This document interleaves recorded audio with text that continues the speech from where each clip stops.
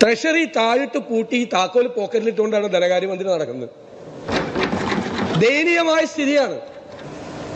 പഞ്ചായത്തിൽ പുല്ല് വെട്ടിയതിന് കാശ് കൊടുത്താൽ ബില്ല് കൊടുത്താൽ പാസ്സാവില്ലല്ലോ. ഒരു ഓട പണിയാൻ കാശുണ്ടോ? ഓട പണിതാൽ ബില്ല് ട്രഷറി കൊടുത്താൽ പാസ്സാവോ? ഒരു ഓട പോലും പണിയാൻ കയ്യിൽ പണമില്ലാത്ത സർക്കാരാണ്. ബോധ്യം വേണം. കുഞ്ഞുങ്ങൾക്ക് ഉച്ചഭക്ഷണം കൊടുക്കാൻ കയ്യിൽ പൈസയില്ല. സപ്ലൈകോ 3 മാസമായി 4 മാസമായി വിതരണക്കാർ സപ്ലൈ ചെയ്തിട്ട് 1000-ഓളം പേര് GST വകുപ്പിൽ വെറുതെ ഇരിക്കുക, സിറ്റിംഗ് ഐഡിൽ, ഒരു പണിയില്ലാതെ. ഇതാണോ നിങ്ങളുടെ റീസ്ട്രക്ചറിങ്? ഇന്ന് കേരളത്തിൽ ഏത് സാധനവും മറ്റ് സംസ്ഥാനങ്ങളിൽ നിന്ന് കൊണ്ടുവന്ന് നികുതി കൊടുക്കാതെ വിൽക്കാൻ പറ്റുന്ന നികുതി വെട്ടിപ്പുകാരുടെ പറുദീസയാണ് കേരളം. മനസ്സിലായിക്കോ? രാവിലെ മന്ത്രി പറഞ്ഞു കുറെയൊക്കെ വരുന്നുണ്ട്. കുറെയല്ല വരുന്നത്, ഭീകരമായിട്ടാണ് കേരളത്തിൽ നികുതി വെട്ടിപ്പ് നടക്കുന്നത്. ഒരാളുമില്ല അന്വേഷിക്കാൻ. നിങ്ങൾ ഒരു കാര്യം കൂടി മനസ്സിലാക്കിക്കോ. ഈ നികുതി വെട്ടിപ്പ് പുറത്ത് ബ്ലാക്ക് ബിസിനസ് നടക്കുമ്പോ വേറെ കുറെ പേര് കട തുറന്നിരിക്കുന്നുണ്ട്. വാടക കൊടുത്ത്, ഇലക്ട്രിസിറ്റി ചാർജ് കൊടുത്ത്, വെള്ളത്തിന്റെ പൈസ കൊടുത്ത് ആളുകളെ ജോലിക്ക് വെച്ചുള്ള ജെനുവിൻ ടാക്സ് പെയർ ഇരിക്കുന്നുണ്ട്. അവന്റെ ഷട്ടറും കൂടി നിങ്ങൾ ഇടിക്കും.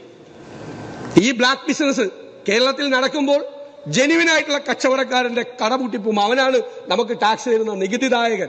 നമ്മുടെ ശത്രുവല്ല, നമ്മുടെ മിത്രം. ആ നികുതിദായകന്മാരെല്ലാം വിഷമിക്കുകയാണ് കേരളത്തിൽ.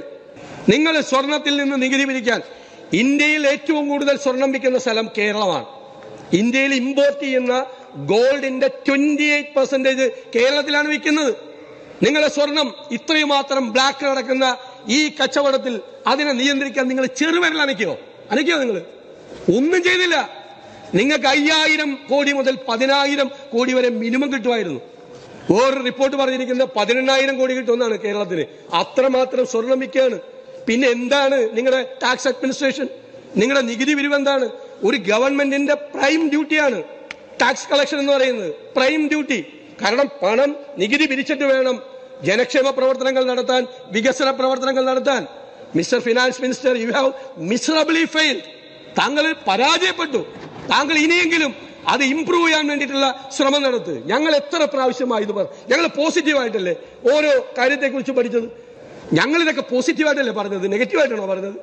ഒരു ഗവൺമെന്റിനെ കറക്റ്റ് ചെയ്യണ്ടേ? അതല്ലേ പ്രതിപക്ഷത്തിന്റെ ജോലി. നിങ്ങളത് ചെയ്യാതിരുന്നപ്പോൾ നിങ്ങൾ ചെയ്യണം എന്നല്ലേ ഞങ്ങൾ പറഞ്ഞത്. എത്ര കോടി രൂപയാണ് കുഞ്ഞുങ്ങൾക്ക് ഉച്ചഭക്ഷണത്തിന്റെ കാശ് കൊടുക്കായിരുന്നല്ലോ.